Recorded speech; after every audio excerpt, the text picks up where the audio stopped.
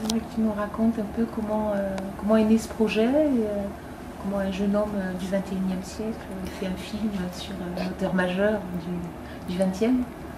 Eh bien, c'était une rencontre donc avec Fernando Rabal. Ça s'est passé de la manière suivante, c'est que j'avais assisté à l'adaptation de La Pierre de la Folie par un comédien. Et Rabal était présent, enfin d'ailleurs ça se passait chez lui. Et donc de là est née l'idée de faire un portrait sur ce personnage qui a un petit peu traversé le siècle en termes artistiques et il est aussi porteur du flambeau un peu surréaliste. On dit souvent que Rabal est le dernier surréaliste.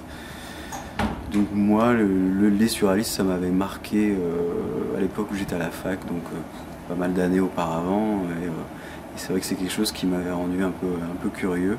Je m'attendais à la fac, même on avait étudié aussi un peu Jarry au théâtre.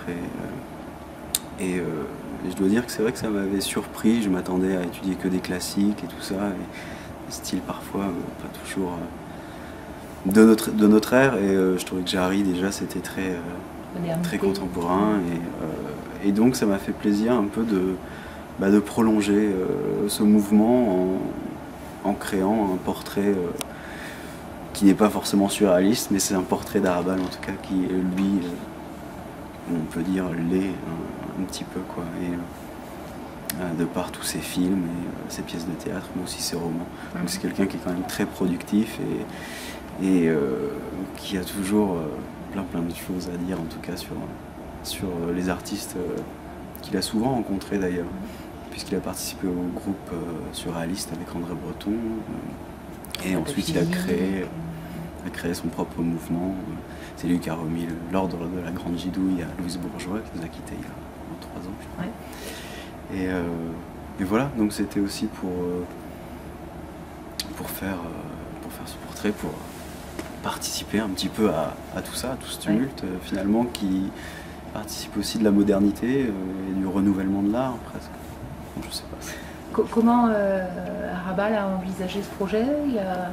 Il a adhéré tout de suite, il a été réticent, parce que c'est aussi un cheminement pour lui de retourner sur la terre de ses racines. Oui, ça a été un cheminement aussi pour lui. Il l'avait déjà fait, mais en 78 je crois. Et là c'était la deuxième fois qu'il est retourné sur les terres de son enfance pour voir la maison où il avait vécu, mais aussi pour renouer malheureusement avec un drame qui a nourri son œuvre, qui est la disparition de son père pendant la guerre espagnole, la guerre civile, à l'époque de Franco. Et donc c'était aussi une manière de faire ce portrait, c'était aussi une manière de retourner aussi sur ces traces historiques. Donc ça reste pas non plus que dans un cadre artistique, c'est aussi une manière un petit rappel à l'ordre, façon de dire attention, cette époque c'est pas très loin, et même encore aujourd'hui, les dictatures, il y en a toujours. Et je crois que c'est quelqu'un qui a toujours su jongler un petit peu de l'entre-deux et de créer cette faille. Cette faille où, bien que qu'on soit politisé, qu'on veuille être. Qu'on ait un parti politique ou autre, même si on peut lui attribuer un parti comme ça, je crois que c'est quelqu'un qui justement essaye de se détacher de ça pour avoir cette indépendance et cette liberté. Et on retrouve ça aussi dans la création, c'est aussi des expériences comme avec les surréalistes. Bon, parfois, c'est des expériences qui sont parfois un peu incongrues et on ne sait pas forcément où ça mène. Mais c'est ce qui fait aussi que c'est pas un artiste très populaire au sens très, alors non, aujourd'hui, parce qu'il est difficilement classable, voilà, étiquetable. C'est ce qu'on dit souvent, c'est que Rabal est difficilement classable. Mais il a été quand même plus connu dans les années 70. Et je pense, quelque part, il a été un petit peu aussi, avec Jodorowsky, ils ont été un peu initiateurs aussi de... Bon, initiateur, c'est peut-être un grand mot, mais des idéaux de 68, c'était aussi un petit peu ce rebondissement-là. C'est donc ton premier long métrage. Quelles ont été les difficultés majeures pour faire aboutir ce projet-là? Oui, bah alors il y en a eu.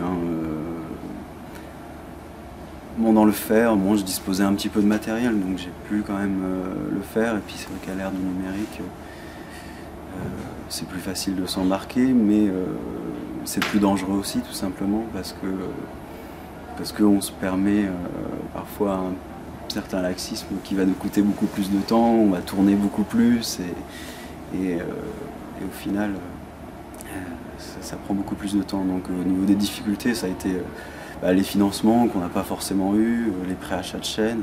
Donc c'est un projet qui a été entièrement autofinancé en alternant les petits boulots, et voilà.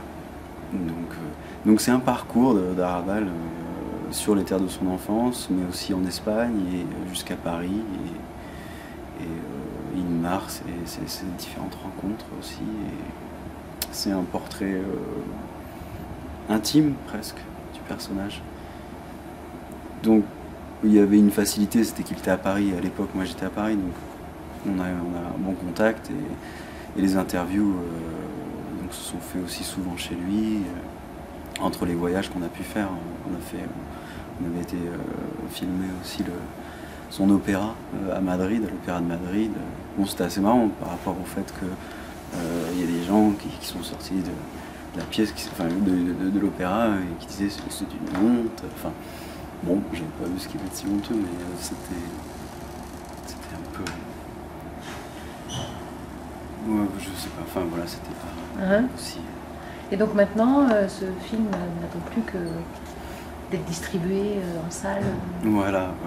Mais, on est un peu privilégié à Marseille aujourd'hui. Aujourd'hui, oui. Moi, je suis très heureux de pouvoir le présenter ici à Marseille, au CIPM.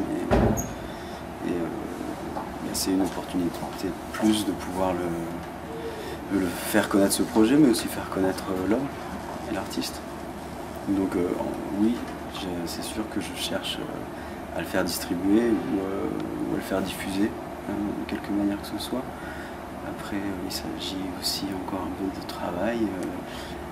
Donc je cherche un producteur, un diffuseur ayant des réseaux déjà établis, et puis pourvu que le film plaise, quoi, surtout. Ok, merci.